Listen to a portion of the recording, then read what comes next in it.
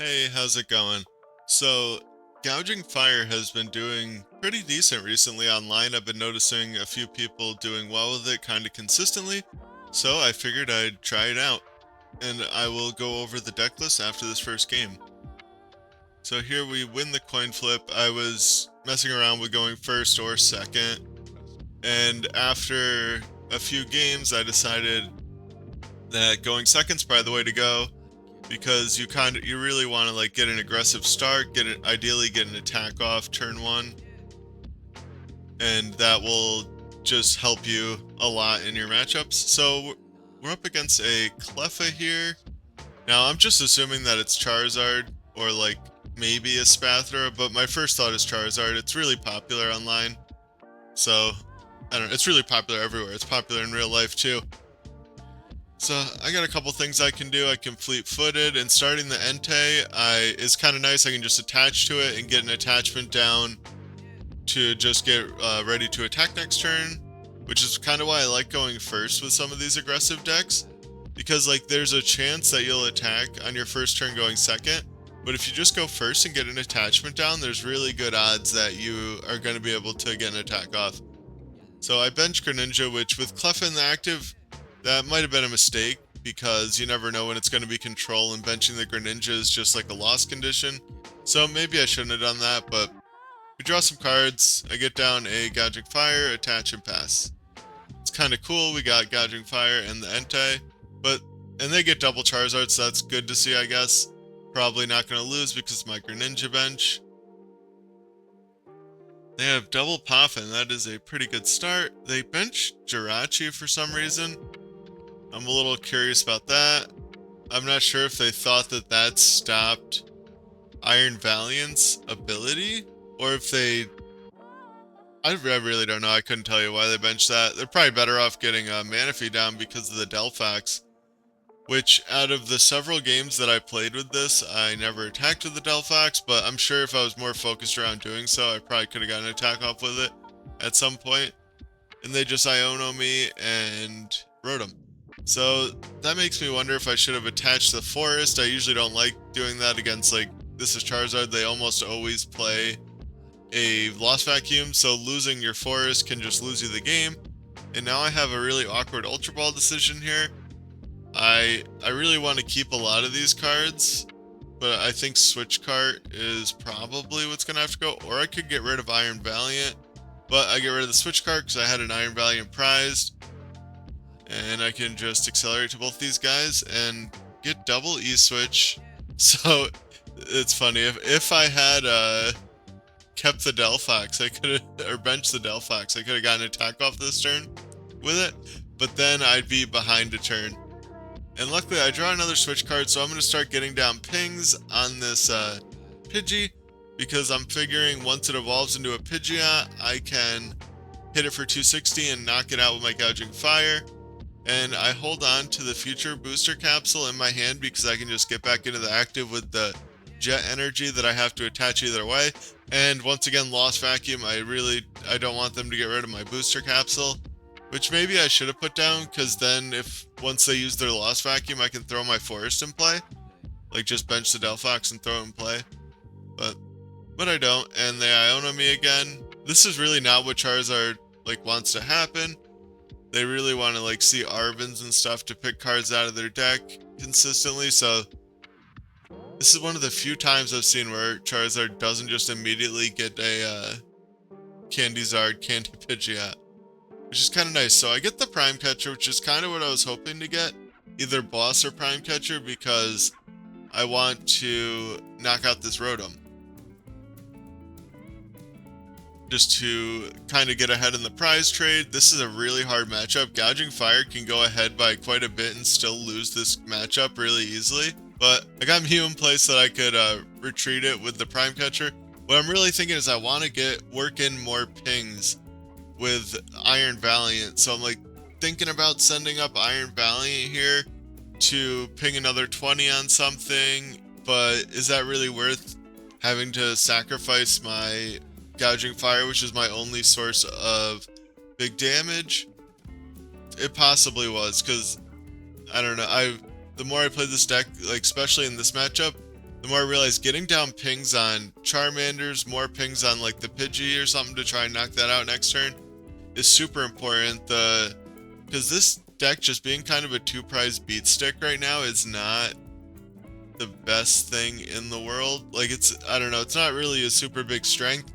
Like you add consistency, which is nice. You don't gotta like worry about rare candies and stuff. You can start putting on pressure right away. But now like this, all Charizard has to do is attack 3 times to win the game. And I'm going to have a really hard time even knocking them out. Even knocking out one Charizard before they win. Really, but luckily I have that Mew in play, so I can draw cards with draw up to 3. I can like attach an energy and draw some. And I have to get a ping off this turn on that Pidgey. It's kind of my only way to win the game, because now I need to two-shot this Charizard, and I don't know, really hope that they don't evolve that Pidgeot, I guess. Or I could put a ping down on the Jirachi, but they've been struggling to find candies, so I can just, I don't know, think about just risking putting the ping on the Pidgey. And I'm kind of struggling what to go into right here, or what to Nest Ball for. Nest Balling for the Delphox has the bonus of it's a 4 Steel Stone target, but with the extra Iron Valiant in play, I could start getting down more pings. But I ping the Pidgey again because that's currently probably the only way that I'm going to win this game. The chances of me hitting like enough switches and 2 Iron Valiants in play next turn to like ping down a Jirachi or the Pidgey is pretty low, I think. So I just ping the Pidgey again for 40. So then I Iono them, and now they have pretty much like lower odds to hit like Candy Pidgeot, which is what's going to lose me the game. And I need to top deck something, or next turn I can just play out my hand. Like I can send up Mew, retreat to Pidgey or to Iron Valiant, knock out the Pidgey, and I do believe I have a boss prize. And then I can jet energy into the active.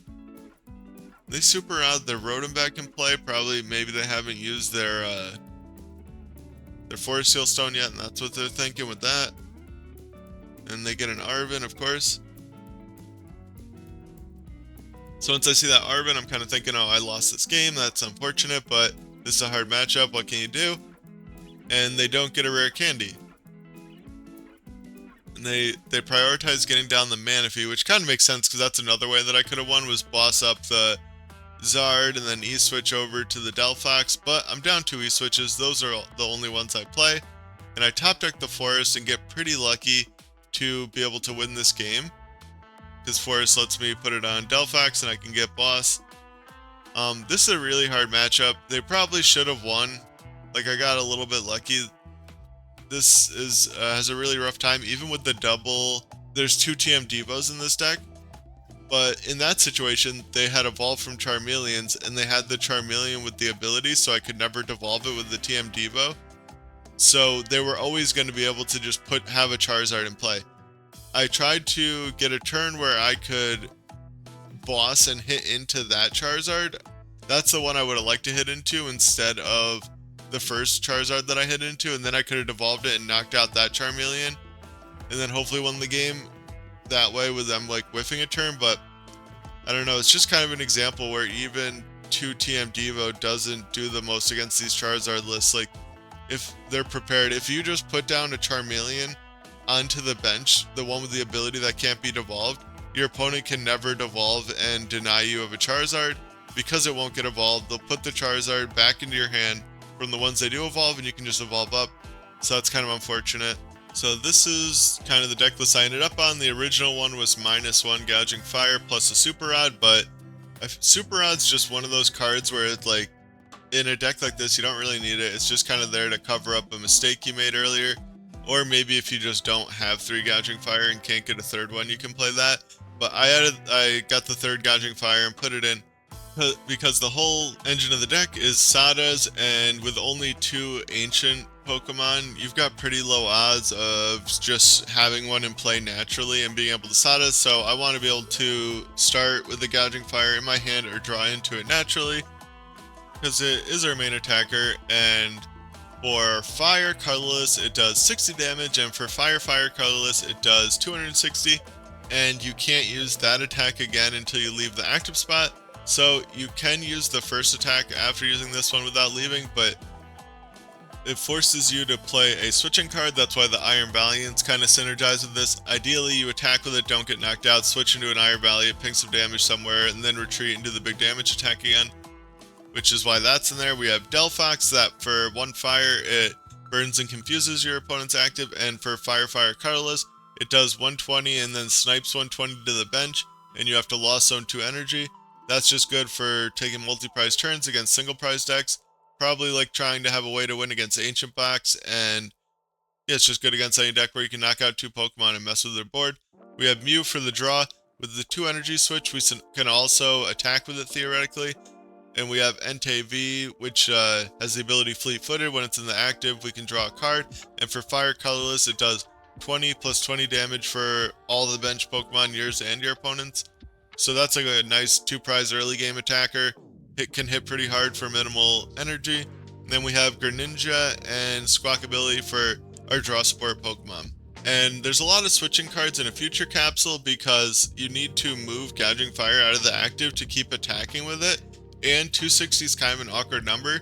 So being able to put extra damage in play with Iron Valiant is pretty nice. It can help you hit those 280s and like 300, 310 over time, maybe even 330 with 4 Iron Valiant pings. You can hit 340. But another card that I was thinking of adding into this deck was the Defiance Band, and that would probably go in the spot of TM Devo, because that would let you KO a Charizard with only 2 Iron Valiant pings. You'd have to be behind on prizes, of course, but that's one of the only realistic ways that I can see you KOing a Zard. Another card I was thinking about cutting is Lost Vacuum, but I don't know, I guess it could be good because the ancient booster capsules can put that ancient Pokemon over 260 HP, which would make that a little bit awkward. And in those matchups, you definitely want to be one-shotting, so maybe that's why it's in there. I think that's a very cuttable card. You could cut it for like a forced switch or something to try and lean more into the Iron Valiants, which I think might be necessary. Another problem that I see is there's no one-prize attacker in this deck. Really, in the format right now, you kind of need a one-prize attacker just to swing the prize trade in your favor. And you could probably cut the Lost Vacuum or maybe a TM Devo for the Iron Moth, because you could make that a one-prize attacker. And then you could cut the other TM Devo for a Defiance Band. But what I ended up deciding with this deck is I think you want to go second and try to get an aggressive start, just hopefully at least attack with an Entei, because that's definitely where this deck is going to shine, is putting on aggression right away. So let's check out the next game. So this is one of the first games that I chose to go second, and maybe I should have gone first because this is against Lugia, and most decks really don't mind going first against Lugia because you know that you're not getting knocked out. When they go first, they're probably just going to like read the wind or something.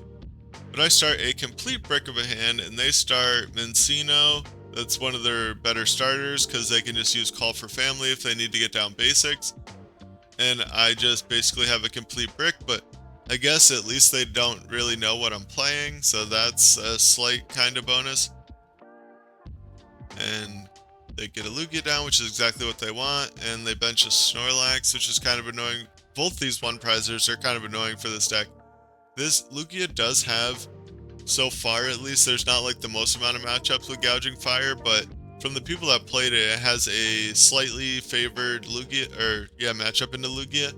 It's like 60-40, I believe. And I just thin out my deck as much as I can with those Earthen Vessels and pass. I'm kind of expecting to lose here, because if they just get their Archeops out, they can just one-shot me with a Lugia. But they immediately read the wind, so that's kind of a relief. I at least have a chance. Now, this is like a really unfortunate situation, because in theory, like, I could, if I had the right cards, I could just knock out their Lugia and basically win the game. And I really think about this, trying to manifest something. I could get Greninja and hit exactly Sada and Nest Ball. So I do that. I just go for it. I'm I have pretty good odds into at least hitting another ball card. But I'm kind of in the same situation that I was in before, where I just have to Ultra Ball for like an Entei and get down, get a Iono and draw some new cards to try and get into this game.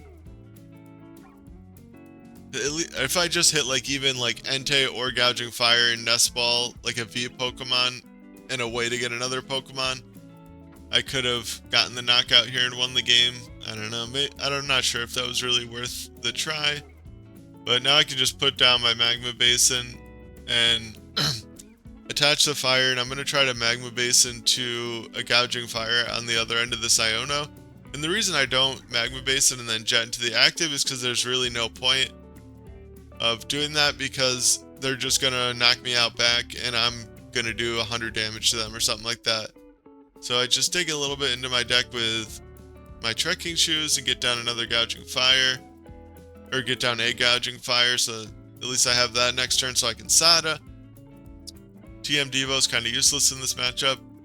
But look, I do get the Future Capsule, which is nice because I can retreat into my Greninja.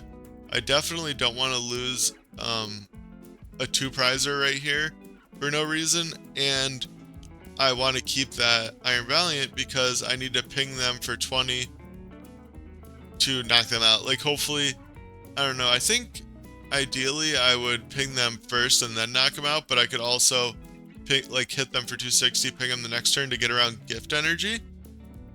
One thing I'm really not sure of though is if mist energy blocks the pings. I think it says effects of attacks, not effects of abilities. So probably good. And they play down at Pokemon League headquarters. Like, why? I don't know why they would be playing that in here. I've never seen that in Lugia. I guess it kind of makes sense, but like, it's Lugia. You really just, any extra card that you put in there, you want to make it say like find Pokemon in some way. You really don't want to try to get cute with decks like this, because this, I don't really see where this improves your win percentage. Maybe it's like a tech for Ancient Box. That's kind of the only thing I can think of. Like, their matchup should be decent against this Gouging Fire or 2-prize decks like this either way, because you go from one Lugia and then you pivot to a 1-prize attacker, and what can your opponent really do? So I send up the Entei and so that I can draw a card, and it would be nice to get a switch into my Iron Valiant and then ping the Lugia so I can knock it out. But I do not get that. I'm trying to, I did get it if the league headquarters wasn't in play, which is unfortunate. I attached the TM Devo, but maybe I should have saved that, because I don't know, I could have done a Devo play the next turn on the Lugia if I didn't get any way to ping it with the Iron Valiant. And I am also forced to Energy Switch to my Gouging Fire so that I can attack with it for 4 energy. I don't know, this is just an unfortunate situation to be in. Like, we both kind of got a kind of a slow start, but the power level of their deck is so much higher once they get going that now I'm just in a terrible position, because they're clearly good enough to not bench another 2-prizer when they don't need to. They took a risk at the beginning of the game not getting down a second Lugia, and I wish I could have punished it, but I couldn't, and it paid off big time for them, because, like, what can I really do other than maybe get off Delphox attack and knock out both their Cinccino's? I don't know. But they boss my Iron Valiant. I don't know. I guess I see why they did that. They want to make me spend another attack into their Lugia. But I could just get down another Iron Valiant. And I have Heavy Ball, so I should be able to get down another Gouging Fire, because I did prize one. So I can solder to 2 more Gouging Fire and at least have a couple of those set up, but I just don't really know how much that helps. Like, yeah, I don't know. All I can think of to do here is ping the Prime Catcher up in Archeops, ping the Lugia, and now I have Ultra Ball fodder. I get rid of the Delphox because I can't set it up without a bunch of manual attachments anyway. And I soldered a 2 Gouging Fire, somehow whiff a Stadium out again. This deck plays 4 Stadiums. I got rid of the Lost Vacuum on the first turn because there's usually nothing in Lugia, no tools or stadiums that you really have to worry about. So that turned around to bite me, but people online, you really can never know what to expect. They put crazy stuff in their deck, and I guess that is the place to do it. That's where you're testing out ideas. It can definitely be frustrating at times, though. It's like, what the heck? I hit the one Lugia deck with the Pokemon League headquarters to make all my guys cost extra energy. It's wild. But they don't even need to use their Archeops this turn to get down energy on the Cinccino, so maybe I should have targeted down the Cinccino last turn. In hindsight, that's definitely what I should have done. Yeah, if I targeted down the Cinccino, like, yeah, they would have get to draw off the gift, which increases their odds of hitting a way to get another Minccino down, but it would have been the only way that I could win this game. I should have seen that a little bit further ahead of time, because now there's nothing I can do. Like, I knock out their Archeops, and they just promote the Cinccino and either hit into me or attach another energy from hand and knock me out. If I knock out the Cinccino, they promote the other Minccino and evolve it and get 2 energy, because I have a ton of energy left at that point with the Minccino out of the deck, and I just concede. Maybe I probably should have knocked the guy out to see if he actually had it, but I don't know, it was really late at night and I didn't feel like waiting a couple minutes for them to like slow roll me or whatever. Definitely should have played that out, but I wanted to throw this game in here because if I never put a game where I lose in any of the videos, then all the outcomes of the games are already known, so it's kind of boring. And you know, now I'll throw a loss in every once in a while, and then you can actually never know if I'm going to win or lose. But that is Gouging Fire. I don't really know if I could recommend anyone to play this. It's definitely a fun deck, like maybe play it for fun. You can definitely get lucky and sack some people. It's good into like Arceus decks and stuff like that, and Goldengo. There's definitely a few decks that you're good into, but Charizard is a rough matchup, and you probably have a hard time into Guardian, any Lost Box deck, and Ancient Box, I think.